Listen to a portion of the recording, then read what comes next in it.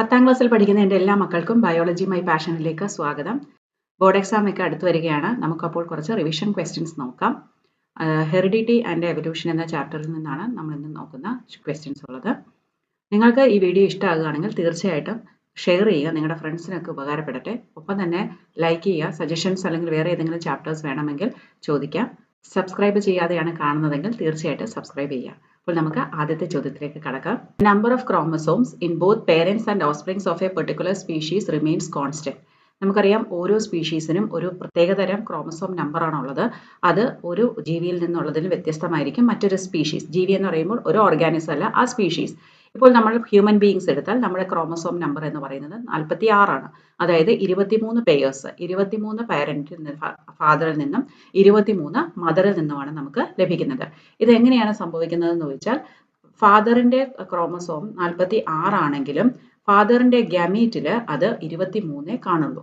കാരണം മെയോസിസ് എന്ന ഒരു പ്രത്യേകതരം സെൽ ഡിവിഷനാണ് ഇവിടെ നടക്കുന്നത്.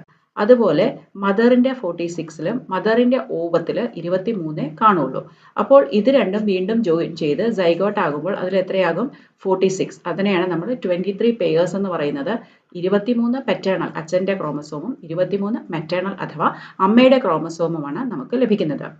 അപ്പോൾ chromosome get doubled after zygote formation അല്ല, chromosomes get doubled after gamete formation അല്ല, chromosome gets halved during gamete formation. gamete formation സമയത്ത് ക്രോമസോം നമ്പർ സാധാരണ സെല്ലിലുള്ളതിന്റെ പകുതിയായി മാറുന്നു. അതിനെ ഹെൽപ്പ് ചെയ്യുന്ന സെൽ ഡിവിഷൻ എന്ന് പറയുന്നത് മെയോസിസ് ആണ്. അടുത്ത ചോദ്യം, in human males the testis lie in the scrotum because it helps in. അതായത് സ്ക്രോട്ടത്തിലെ ടെമ്പറേച്ചർ എന്ന് പറയുന്നത് 2 to 2.5 ഡിഗ്രി സെൽഷ്യസ് ബോഡി ടെമ്പറേച്ചറിനേക്കാളും കുറവാണ്. ഈ കുറഞ്ഞ ടെമ്പറേച്ചറിൽ മാത്രമേ സ്പെർമാറ്റോജെനിസിസ് എന്ന പ്രോസസ് നടക്കുകയുള്ളൂ. എന്ന് വെച്ചാൽ സ്പേം ഫോർമേഷൻ. അപ്പോൾ ഇവിടെ process of A sperm formation നടക്കണമെങ്കിൽ ടെമ്പറേച്ചർ കുറവായിരിക്കണം. അതുകൊണ്ട് ഇവിടെ ഓപ്ഷൻ ബി ആണ് correct answer. Characters that are transmitted from parents to offspring during reproduction show. നമ്മുടെ ക്യാരക്ടേഴ്സ് പേരൻസിൽ നിന്നാണ് നമുക്ക് ലഭിക്കുന്നത് അല്ലേ? only similarities with parents ആണോ? അല്ല, ചില കാര്യങ്ങളിൽ നമ്മൾ വ്യത്യാസമുണ്ട്. only variation with parents അല്ല, ചില കാര്യങ്ങൾ നമ്മൾ എക്സാക്ട്ലി നമ്മുടെ പേരൻസിനെ പോലെയാണ്. both similarities and variation. അതെ, അതാണ് കറക്റ്റ്. ആ ഒരു സ്റ്റഡിയാണ് നമ്മൾ എന്ത് പറയുന്നത്? ജെനറ്റിക്സ് അല്ലേ? സിമിലാരിറ്റിയെ നമ്മൾ ഹെറിഡിറ്റി എന്നും വേരിയേഷനും കൂടെ ചേരുമ്പോഴാണത് ജെനറ്റിക്സ് എന്ന ശാസ്ത്രശാഖയാകുന്നത്.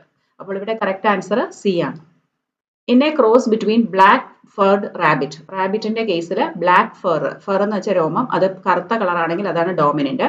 ആൻഡ് വൈറ്റ് ഫേർഡ്, വൈറ്റ് എന്ന് പറയുന്നത് റിസസീവ് ആണ്, അതിനെ റെപ്രസെന്റ് ചെയ്യുന്നത് സ്മോൾ ലെറ്റർ ബി ആണ്. All offsprings were found have black fir.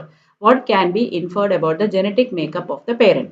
നമ്മൾ സാധാരണയായിട്ട് ചെയ്യുമ്പോൾ ബ്ലാക്ക് ഒരു പേരന്റും ഒന്ന് വൈറ്റുമാണ് അല്ലേ? നമ്മൾ ഹോമോസൈഗസ് കണ്ടീഷനിലാണ് എടുക്കുന്നത്. ഹോമോസൈഗസ് എന്ന് വെച്ചാൽ രണ്ട് ആൽഫബറ്റ്സും ഒരേപോലെ സിമിലർ ആയിരിക്കും. ഈ ആൽഫബറ്റ്സ് കൊണ്ട് ഉദ്ദേശിക്കുന്നത് അല്ലീൽസ് ആണ്. അല്ലീൽ എന്ന് പറയുന്നത് ജീനിന്റെ ഫോംസ് ആണ്. അപ്പോൾ ഇവിടെ ക്യാപിറ്റൽ ബി, ഇവിടെ സ്മോൾ ബി. ഇപ്പൊ ഇവിടെ ഏത് ഗാമീറ്റ് ആണ് ഉണ്ടാവുന്നത്? എല്ലാത്തിലും ക്യാപിറ്റൽ ബി ആയിരിക്കും, ഇവിടെ സ്മോൾ ബി ആയിരിക്കും. അത് ഫ്യൂസ് ചെയ്യുമ്പോൾ കുട്ടിക്ക് ക്യാപിറ്റൽ ബിയും സ്മോൾ ബിയും കിട്ടും. പക്ഷെ നമുക്കറിയാം ഒരു ഡോമിനന്റ് അല്ലീലെങ്കിലും ഉണ്ടെങ്കിൽ അതിന്റെ ക്യാരക്ടറിസ്റ്റിക് അല്ലെങ്കിൽ ഫീനോടൈപ്പ് ആയിരിക്കും കാണിക്കുന്നത്. അപ്പൊ ഇവിടെ എന്തായിരിക്കും? ബ്ലാക്ക് കിട്ടുന്നുണ്ടെങ്കിൽ രണ്ടുപേരും ഹോമോസൈഗസ് ആയിരിക്കണം. അപ്പോൾ ഇവിടെ ഓപ്ഷൻ എ ആണ് correct. If pure toll plant is crossed, pure എന്ന് ഉദ്ദേശിക്കുന്നത് ഈ ഹോമോസൈഗസ് കണ്ടീഷൻ ഇതുപോലെ വരുന്നതാണ് പ്യുവർ എന്ന് ഉദ്ദേശിക്കുന്നത്. ഇതിനെയാണ് നമ്മൾ എന്ത് പറയുന്നത്? ഹോമോസൈഗസ്. ഏത് രണ്ട് ആൽഫബറ്റ്സും സിമിലർ ആണെങ്കിൽ. അതേസമയം ഇങ്ങനെ എഴുതുമ്പോൾ നമ്മൾ അതിനെ എന്ത് പറയും? ഹെറ്റിറോസൈഗസ്. If pure tall pea plant is crossed with a pure dwarf pea plant, then what percentage of F1 and F2 generation respectively will be pure tall? അപ്പോൾ നമുക്ക് ആ ക്രോസ് ഒന്ന് എഴുതി നോക്കാം. Capital T tall into dwarf small t. അപ്പോൾ ഇവിടെ എല്ലാം capital T ആയിരിക്കും, ഇവിടെയും സ്മോൾ ടി ഒരു ഓപ്ഷനേ ഉള്ളൂ. അപ്പോൾ ഇതിന്റെ ഫസ്റ്റ് ജനറേഷൻ എന്ന് പറയുന്നത് ക്യാപിറ്റൽ ടി സ്മോൾ ടി ആണ്, ടോൾ ആണ് അല്ലേ? അപ്പോൾ ഇവിടെ 100%ഉം ടോൾ ആണ്. ഇനി പക്ഷെ നമുക്ക് ആൻസറിലേക്ക് വരാം, നോക്കാം. ഇനി ഇത് രണ്ടും ക്രോസ് ചെയ്യുമ്പോൾ നമുക്ക് ഇവിടെ രണ്ട് തരത്തിലുള്ള ഗ്യാമീറ്റ് ഉണ്ടാകും, ഇവിടെയും രണ്ട് തരത്തിലുള്ള ഗ്യാമീറ്റ്സ് ഉണ്ടാകുന്നുണ്ട്. അപ്പൊ ഇത് രണ്ടും ഫ്യൂസ് ചെയ്യുന്നെങ്കിൽ നമുക്ക് ക്യാപിറ്റൽ ടി എന്ന് കിട്ടും. ഇത് രണ്ടുമാണെങ്കിൽ ക്യാപിറ്റൽ ടി സ്മോൾ ടി. ഇവ ഫ്യൂസ് ചെയ്താൽ again capital T small T. ഇത് ഫ്യൂസ് ചെയ്താൽ സ്മോൾ ടി സ്മോൾ ടി. ഇതിപ്പോൾ നമുക്ക് ടോൾ ആണെന്നറിയാം. ഇത് രണ്ടും എന്തായിരിക്കും? ടോൾ തന്നെയാണ്. ഇത് ഡ്വാഫ് ആണ്. പക്ഷേ ഇവിടുത്തെ ചോദ്യം എന്ന് പറയുന്നത് പ്യുവർ ടോൾ എന്നാണ്. പ്യുവർ ടോൾ എന്ന് പറയുമ്പോൾ എന്തായിരിക്കണം? ടോൾ ആകാം, പക്ഷേ ക്യാപിറ്റൽ ടി കൊണ്ട് തന്നെ ആയിരിക്കണം. ഇത് 100% ടോൾ ആണെങ്കിലും പ്യുവർ ആണോ? അല്ല, ഇത് ക്യാപിറ്റൽ ടി സ്മോൾ ടി ആണ്. അപ്പോൾ ഇവിടെ എത്രയാണ്? 0 എന്നതാണ് ആൻസർ വരുന്നത്. പിന്നെ ഇവിടെയാണെങ്കിലോ, ഇവിടെയും ഇത് ഡ്വാഫ്, ഇത് ടോൾ ആണെങ്കിലും ഇതും പ്യുവർ അല്ല. പ്യുവർ വരുന്നത് ഇത് മാത്രമാണ്. അപ്പോൾ ഇത് എത്രയാണ്? 25%. അപ്പോൾ നമ്മുടെ ആൻസർ എന്ന് പറയുന്നത് 0%ഉം 25%ഉം. അപ്പോൾ ഇതാണ് നമ്മുടെ കൃത്യമായ ഉത്തരം. ഇനി ക്രോമസോംസിന് ഇതിലെ സ്റ്റേറ്റ്മെന്റ്സ് നോക്കാം. Chromosomes carry hereditary information from parents to the next generation. Are thread-like structures located inside the nucleus of an animal cell, always exist in pairs in human reproductive cells, are involved in the process of cell division. അപ്പോൾ ഇവിടെ ചോദ്യം ഇതാണ്, correct statements ഏതൊക്കെ ഉള്ളതാണ്. അപ്പോൾ ഇവിടെ first statement നമുക്ക് നോക്കാം. Carry hereditary information from parents to next generation. അതെ, ക്രോമസോമിൽ എന്തുണ്ട്? DNA ആണ്. അതിൽ നിന്നാണ് നമുക്ക് ഇൻഫർമേഷൻ കുട്ടികളിലേക്ക് എത്തുന്നത്. Are thread-like structures located inside the nucleus of an animal cell. തെറ്റാണ്. കാരണം ക്രോമസോം എന്ന് പറയുന്നത് റോഡ് ഷേപ്ഡ് ആണ്. thread-like എന്ന് പറയുന്നത് ക്രൊമാറ്റിൻ മെറ്റീരിയൽ ആണ്. അത് ചുരുണ്ടു കൂടിയിട്ടാണ് നമുക്ക് ക്രോമസോം കിട്ടുന്നത്. അപ്പോൾ അതിന്റെ ഷേപ്പ് റോഡ് ഷേപ്ഡ് ആണ്. Always exist in pairs in human reproductive cells. Human ബീയിങ്സിൽ എപ്പോഴും പെയേഴ്സ് ആണ്. പക്ഷേ റീപ്രൊഡക്റ്റീവ് സെൽസ് എന്ന് ഉദ്ദേശിക്കുന്നത് ഗ്യാമീറ്റ്സ് ആണ്. ഗ്യാമീറ്റ്സിൽ അത് ഒരിക്കലും പെയർഡ് അല്ല, അതെപ്പോഴും സിംഗിൾ ആണ്. കാരണം നമ്മളിപ്പോൾ കണ്ടു ഹാഫ് ആകും അല്ലേ നമ്പർ. അപ്പോൾ അതൊരിക്കലും പെയർഡ് അല്ല. അപ്പോൾ ഇതും ഒരു റോങ് സ്റ്റേറ്റ്മെന്റ് ആണ്. Are involve in the process of cell division. Cell division എന്ന പ്രോസസ്സിൽ ഇൻവോൾവ് ആകും, ശരിയാണ്. സെൽ ഡിവിഷന്റെ സമയത്താണ് ത്രെഡ് ലൈക്ക് ആയിട്ടുള്ള ക്രൊമാറ്റിൻ ക്രോഡ് ഷേപ്ഡ് ആയിട്ടുള്ള ക്രോമസോം ആയിട്ട് മാറുന്നത്. അപ്പോൾ ഇവിടെ ആൻസർ എന്ന് പറയുന്നത് ഓപ്ഷൻ 1 and 4 കറക്റ്റ് ആണ്. അതുകൊണ്ട് ഡി ആണ് നമ്മുടെ ഉത്തരം. Consider the following statements. The sex of a child is determined by what it inherits from the mother. അല്ലല്ലോ, അച്ഛൻ്റെ ക്രോമസോം ആണ് 2 ഡിഫറെൻറ്റ് സെക്സ് ക്രോമസോംസ്. അമ്മയിൽ നിന്ന് എക്സ് ക്രോമസോം മാത്രമേ വരുന്നുള്ളൂ. അപ്പോൾ ഈ അമ്മയിൽ നിന്നുള്ള എക്സ് ക്രോമസോമായിട്ട് അച്ഛൻ്റെ എക്സ് ക്രോമസോം കമ്പൈൻ ചെയ്താൽ എക്സ് ആൻഡ് എക്സ് ഒരു ഫീമെയിൽ ചൈൽഡും എക്സും വൈയും ആണെങ്കിൽ ഒരു മെയിൽ ചൈൽഡും ആണ് ഉണ്ടാകുന്നത്. അപ്പോൾ ഇവിടെ അമ്മയുടെ അല്ല അത് എന്ന് മനസ്സിലാക്കാം. പിന്നെ the sex of a child is determined by what it inherits from father. അത് വളരെ ശരിയാണ്. The probability of having a male child is more than that of a female child. ഇല്ല, എപ്പോഴും എന്താണ് പ്രോബബിലിറ്റി? 50% ആണ്. അതായത് 1:1 എന്നുള്ള റേഷ്യോയിലാണ്. The sex of a child is determined at the time of fertilization when male and female gametes fuse to form zygote. Correct ആണ്. അത് എപ്പോഴും fuse ചെയ്യുന്ന ഏത് സ്പേം, എക്സ് കണ്ടെയ്നിങ് സ്പേം ആണോ അല്ലെങ്കിൽ വൈ ഉള്ള സ്പേം ആണോ എന്നത് ആ സമയത്ത് ഡിറ്റർമിൻ ചെയ്യുന്നുണ്ട് അല്ലേ. ഇവിടെ ആൻസർ 2 and 4 ആണ്. അപ്പോൾ ഓപ്ഷൻ ബി ആണ് correct. In a dihybrid cross involving 2 heterozygous parents, capital R small r, capital Y small y, in capital R small r, capital Y small y, what is the phenotypic ratio of the F2 generation? ഡൈഹൈബ്രിഡിന്റെ F2 ratio എന്ന് പറയുന്നത് 9:3:3:1 ആണ്.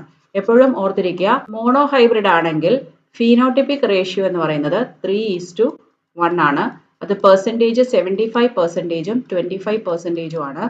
അതേസമയം അതിൻ്റെ genotypic ratio എന്ന് പറയുന്നത് 1:2:1 ആണ്. അതായത് 25%, 50%, 25%. Percentage ചോദിച്ചാൽ അങ്ങനെ എഴുതുക. പിന്നെ ഡൈഹൈബ്രിഡ് ആണെങ്കിൽ ഫീനോട്ടിപ്പിക് റേഷ്യോ എന്ന് പറയുന്നത് 9:3:3:1 എന്നതാണ്. ജീനോട്ടിപ്പിക് റേഷ്യോ നിങ്ങൾക്ക് പഠിക്കേണ്ട അതൊരു വലിയ റേഷ്യോ ആണ്. In pea plants the tallness T is dominant trait and dwarfness small T is recessive. Heterozygous tall plant, heterozygous എന്ന് പറയുമ്പോൾ എന്താ? Capital T and small T അല്ലേ. Is crossed with the dwarf plant. അപ്പോൾ right the genotype of the parent. So ഇതൊരു tall plant ആണ്, ഇതൊരു dwarf plant ആണ്. ഇവിടെ ക്യാപിറ്റൽ ടിയും സ്മോൾ ടിയും ഉണ്ട്, ഇവിടെ സ്മോൾ ടി മാത്രമേ ഉള്ളൂ. സോ അത് രണ്ടും ചേർന്ന് ക്യാപിറ്റൽ ടി സ്മോൾ ടി, ഇത് രണ്ടും ചേർന്ന് സ്മോൾ ടി സ്മോൾ ടി. അപ്പോൾ ടോൾ, ഇത് ഡ്വാർഫ്. അപ്പോൾ ഇവിടുത്തെ ജീനോടൈപ്പ് ഓഫ് ദ പേരന്റ് എന്ന് പറയുന്നത് ക്യാപിറ്റൽ ടി സ്മോൾ ടി, കാരണം ഹെട്രോസൈഗസ് ആണ്. പിന്നെ ഡ്വാർഫ് എന്ന് പറയുന്നത് ഹോമോസൈഗസ് റിസസീവ് ആണ്. പിന്നെ ഡ്രോ ദ പുനർ, അപ്പോൾ ഇവിടെ ക്യാപിറ്റൽ ടി സ്മോൾ ടിയും small T small T cross എഴുതിയിട്ട് ഓരോ ആൻസറും പിന്നെയും എടുത്തെഴുതുക. ഒന്നിൻ്റെ ആൻസർ ഇത്. 2 draw the Punnett square for the cross. Punnett square ചോദിച്ചിരിക്കുന്നതുകൊണ്ട് നമുക്ക് ഇങ്ങനെ ക്രിസ് ക്രോസ് മെത്തേഡ് അല്ല, ടേബിൾ വരച്ച് കാണിക്കണം. അപ്പോൾ നമുക്ക് എങ്ങനെ ടേബിൾ വരയ്ക്കാം? ഒരു പേരുണ്ട്, ക്യാപിറ്റൽ ടി ഉണ്ട്, സ്മോൾ ടി ഉണ്ട്, പക്ഷേ മറ്റേത് ഒരു സ്മോൾ ടി മാത്രമേ ഉള്ളൂ അല്ലേ? അതെല്ലാം നമുക്ക് 4ആയിട്ട് കാണിക്കണമെങ്കിൽ കാണിക്കാം, പക്ഷേ എന്നാലും റേഷ്യോ സെയിം ആയിരിക്കും. ഇങ്ങനെ കാണിച്ചാൽ സ്മോൾ ടി തന്നെയാണ്. So capital T small T small T small T capital T small T small T small T. So ഇത് ടോള്, ഇത് ഡ്വാഫ്, ഇത് ടോള്, ഇത് ഡ്വാഫ്. സോ അഗെയിൻ 1:1 എന്നുള്ള റേഷ്യോയിലാണ് നമുക്ക് ലഭിക്കുന്നത്. State the phenotypic ratio and genotypic ratio of the offspring. Phenotypic ratio 1:1 ആണ്, genotypic റേഷ്യോയും 1:1 ആണ്. ഇവിടെ രണ്ടും സെയിം ആണ്. In humans, the sex of child is determined by the type of gamete contributed by father. A woman has the genotype 46 total, that is with XX chromosomes, X chromosomes, and a man has genotype 46 plus XY chromosome. That means 46 chromosome ഉണ്ട്, അതിലെ sex chromosomes X ഉം Y ആണ്. Draw a sex determination cross showing the possible combinations of sex chromosomes in the offspring. ഇവിടെ നമുക്ക് man നമുക്ക് sex chromosome മാത്രം എഴുതാം, XY, woman XX. സാധാരണയായിട്ട് നമ്മളിവിടെ ഇങ്ങനെ എഴുതാം, എക്സ് ആൻഡ് വൈ, ഇവിടെ എക്സ്. ഇത് രണ്ടുമാണ് കമ്പൈൻ ചെയ്തതെങ്കിൽ XX ഇതൊരു ഗേൾ ആയിരിക്കും, ഇത് രണ്ടുമാണെങ്കിൽ XY ഇതൊരു ബോയ് ആയിരിക്കും. പക്ഷെ ഇവിടെ വീണ്ടും പുന്നറ്റ് സ്ക്വയർ എന്നാണ് ചോദിച്ചിരിക്കുന്നത്. അപ്പോൾ പുന്നറ്റ് സ്ക്വയർ കൊണ്ട് എങ്ങനെ നോക്കാം?